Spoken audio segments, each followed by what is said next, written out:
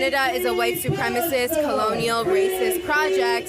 So I don't even consider myself to be a Canadian because this is Indigenous land and this land is occupied. So get out then, right? If you don't consider yourself Canadian, right, and you consider the country occupied, then who are you? So she's just wanting to rip down as much as possible the country that she's chosen to live in that is giving her everything that she has, right? And she wants to tear it down. Why?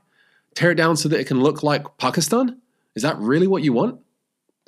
Again, Taqiyya, it's weaponizing social justice buzzwords in order to further the goals of Islam.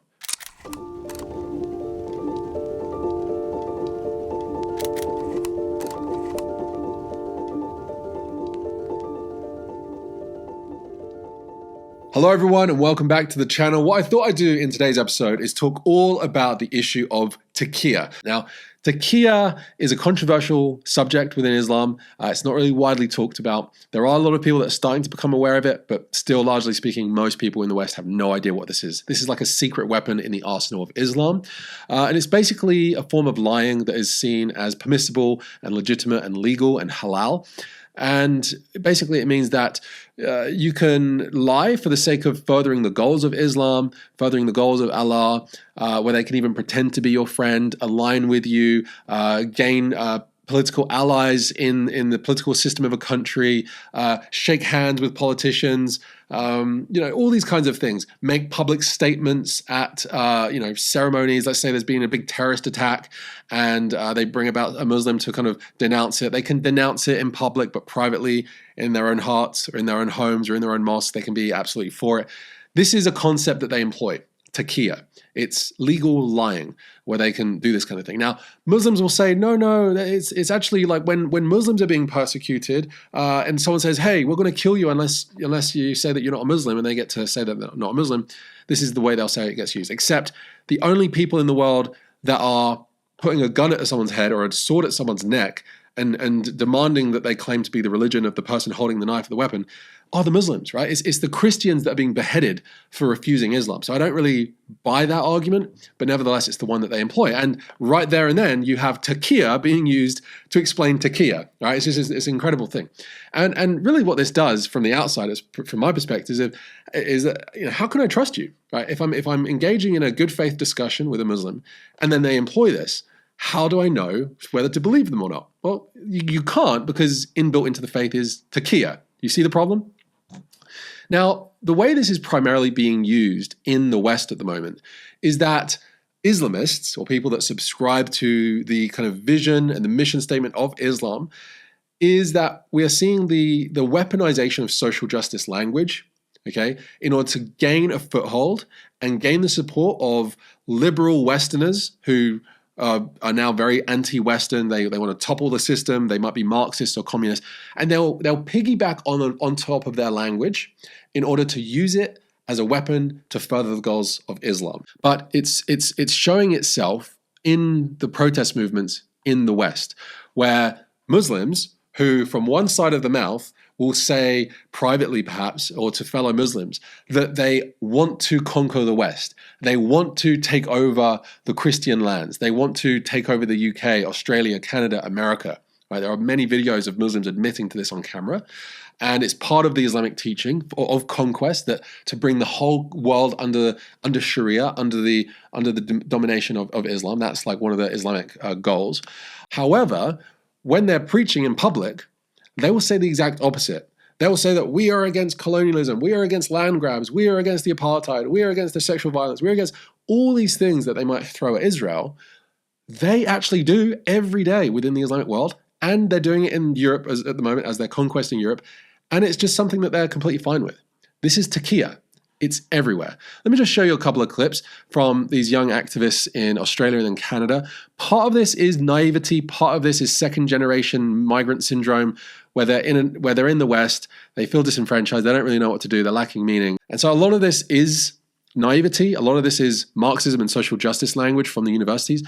But a lot of it is also Taqiyya. So just check this out. Colonialism is being promoted, colonialism is being funded, and it's at the heart of what we refer to as the settler colony, the Australian settler colony. And so when we gather here today in solidarity with Palestine, we say the colony will fall. So first of all, Muslims themselves are admitting that they are settler colonialists in the West, right? They are saying that themselves. They group and they want to sway the country. They want to implement Sharia law. They want to bring their legal system and so on. And it's why we see all the terrorism go up with only this one group of people.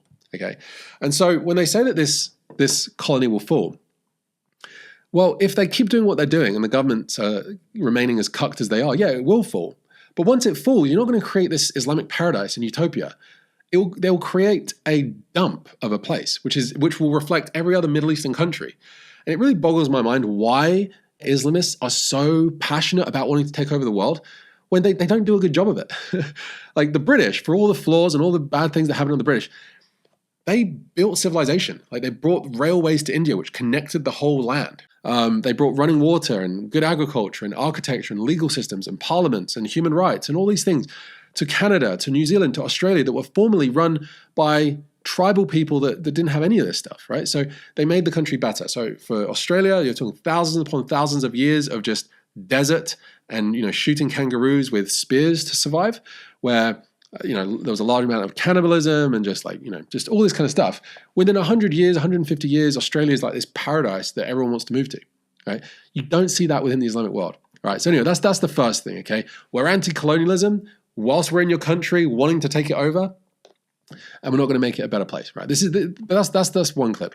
This one I find to be even more damning. So watch this. Canada is a white supremacist, colonial, racist project, as is More Israel, buzzwords. as is the state of Israel. So I don't even consider myself to be a Canadian because this is indigenous land and this land is occupied. So get out then, right? If you don't consider yourself Canadian, right, and you consider the country occupied, then who are you? Like, are you a native Canadian? Are you First Nations? Are you first people there? No. And let's go back to the buzzwords, okay? This is like classic Marxist university buzzwords. Watch this. And Canada is a white supremacist, colonial, racist project. All right, white supremacist, colonial, racist project. Okay, if you take out just the word white, you're describing the Middle East. A Islamic supremacist, right?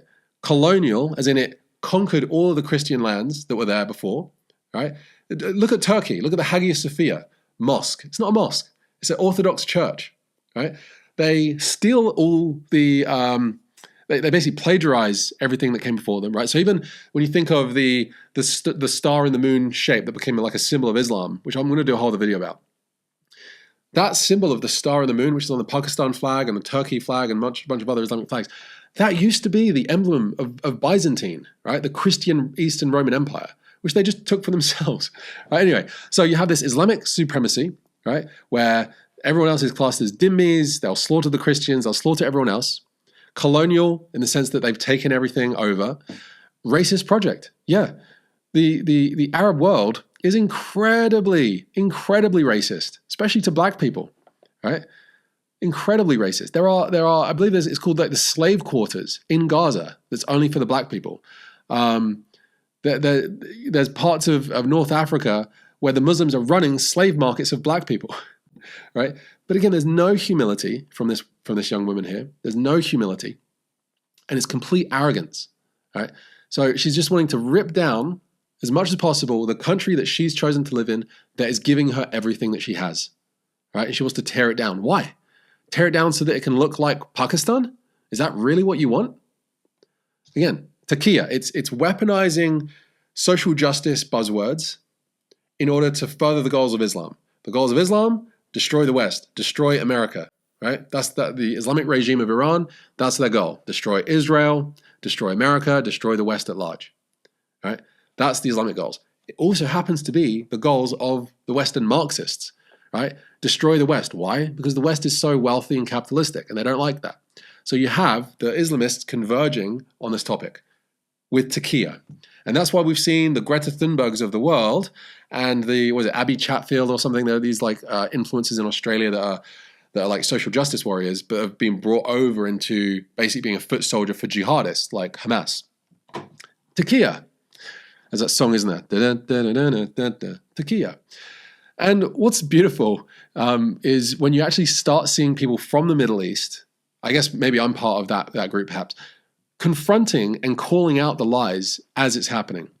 And one of the things that's been quite disturbing to see is that there are these pop-up tables happening all across cities and on university campuses where these people are trying to spread Islam. And they're phrasing Islam as this social justice religion that has the best system to replace the tyranny of the world, right? And so flat out lie, just complete flat out lie. And here you have this Coptic Christian woman confronting these people or this person in their own language. Just wonderful clip. If you can read the subtitles, please do.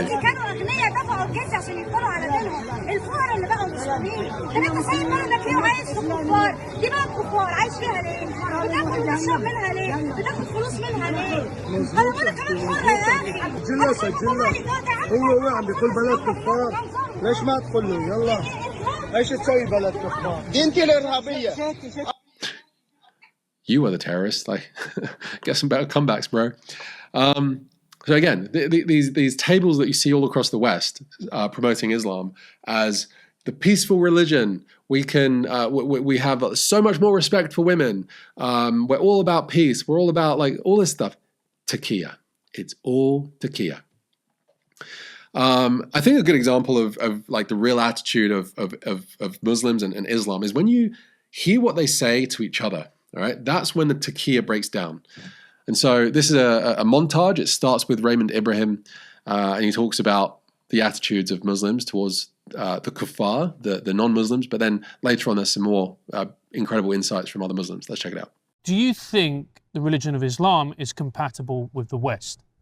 No, it's not. Islam, it's not that there's a radical interpretation. Honestly, it's not. Like I told you, that's the observant interpretation.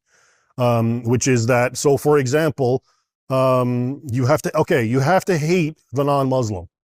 Is that something that, if you're living in a liberal Western secular society, you really want a group of people who are bound to feel that way towards you? How's that going to work out? Oh, I know how it works out. Just look at the UK, right? Our hatred for the non-Muslims doesn't stop us from coexisting with them, living in a society with them. But I can be in a land where I live with these people, but I have hate for them. I don't like them. When you see kufr, you can never accept it. You can never sit on the stage with a mushrik saying, Ya Ali, and you're like, it's okay. We got political alliances to make. They're saying this, right? In studios, in mosques, in the West, speaking English, using technology created by the West, beaming on internet created by the West, the infrastructure developed by white Western men. They're saying all this stuff, how much they hate them. Look at all the technology, the healthcare systems that they enjoy, the access to their, just everything, like reliable food production, all right? There are no electrical blackouts. There aren't any of this stuff, right? All the benefits that they enjoy, the economy, the access to technology, the access to just basic human rights, civil liberties, all these things that these Muslims have come to the West and are enjoying and are making all these babies that they then enjoy the fruits of as well in the welfare systems, right? While saying they hate them for it, right? Go to the Middle East, constant electrical blackouts, constant droughts, can't drink the tap water in most of the places, yeah? No civil liberties, no human rights.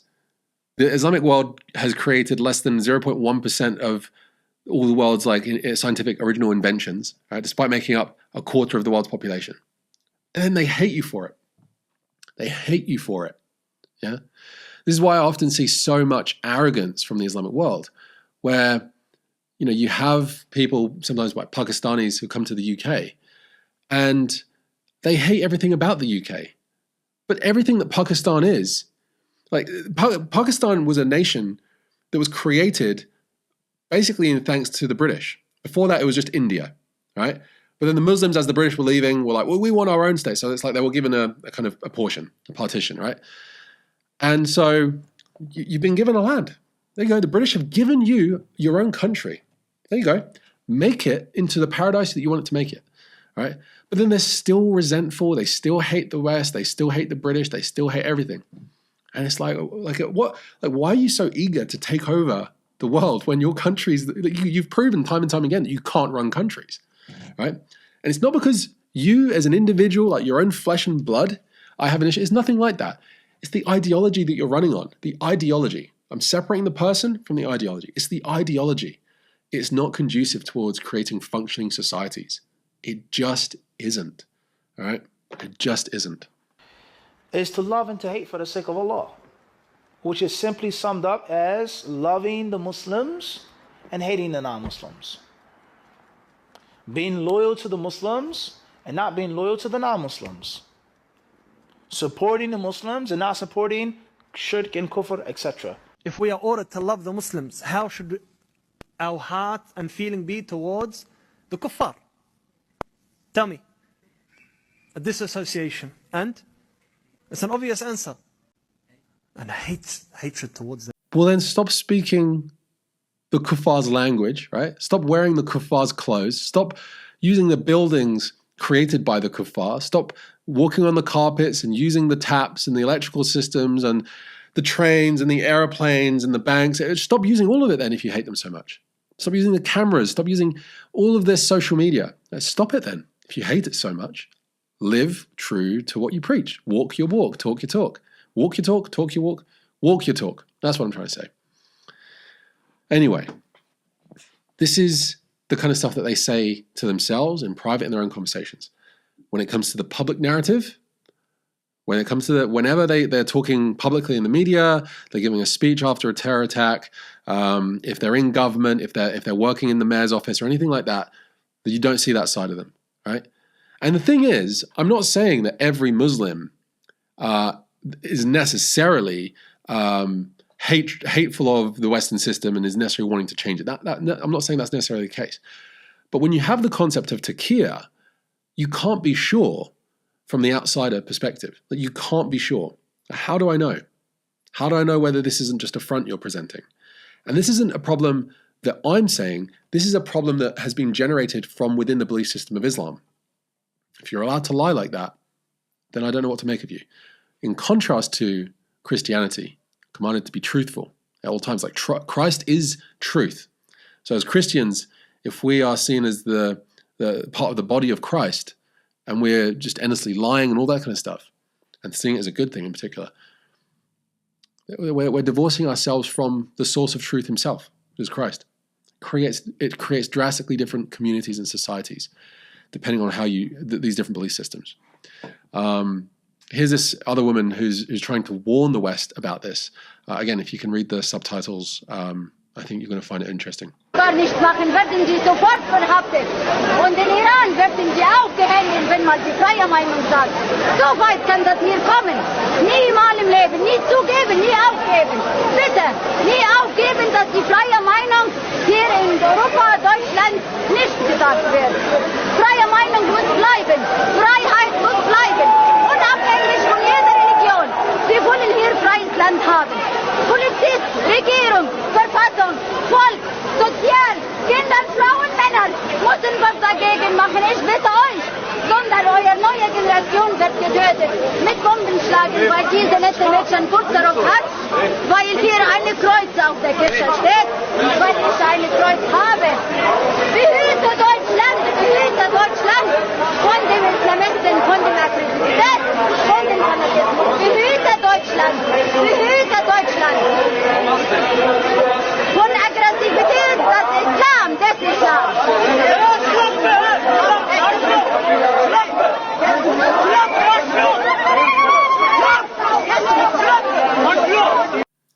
There we go. So you're showing their true colors. And so taqiyya has been one of the most effective means of Islamic domination and conquest and infiltration in the West in recent years, because the West has no concept of this. It has not been immunized against this threat. The Western societies have very largely been high trust societies for a very, very long time. If you try to get a job somewhere and you say you've studied somewhere, that employer, largely speaking, will not check up on that. They'll just take your word for it. They'll trust your words. And that high trust society is now being taken advantage of by people who know how to weaponize it, right? They can see how naive this society is when it comes to this kind of threat. And so one of the ways we're also seeing taqiyya play out is even in the migration of people into Europe. So one of the ways that this is happening is that when Muslims are coming to the borders of, say, Spain or Greece, when they're about to enter into Europe and they're being caught, the migration agents, right, ask them to fill out a form and ask them some questions of where they've come from.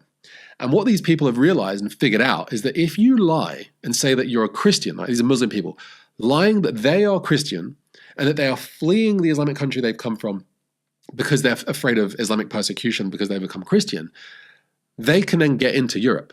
And so what you have are large numbers of Muslims who have no problem with the persecution of Christians, weaponizing the only escape route that Christians might have to benefit themselves by claiming to be the oppressed, by claiming to be the victims of Islamic persecution.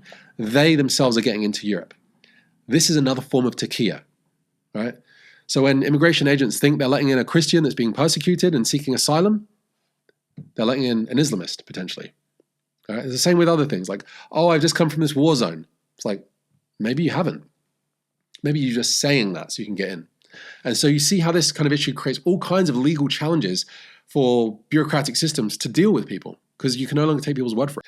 And so there we have it, the concept of taqiyya. Let me know in the comments section what you thought of this video. If I've perhaps forgotten to mention some really blatant examples of taqiyya being used in society today, I'd be really curious to see whether you're familiar with this and whether you have some key examples that you've come across, whether in your own personal life or that you've heard of in the news or on social media. I'd be really curious to see how it's being used. I think the more we become familiar with this, the more equipped we can be to take on this challenge.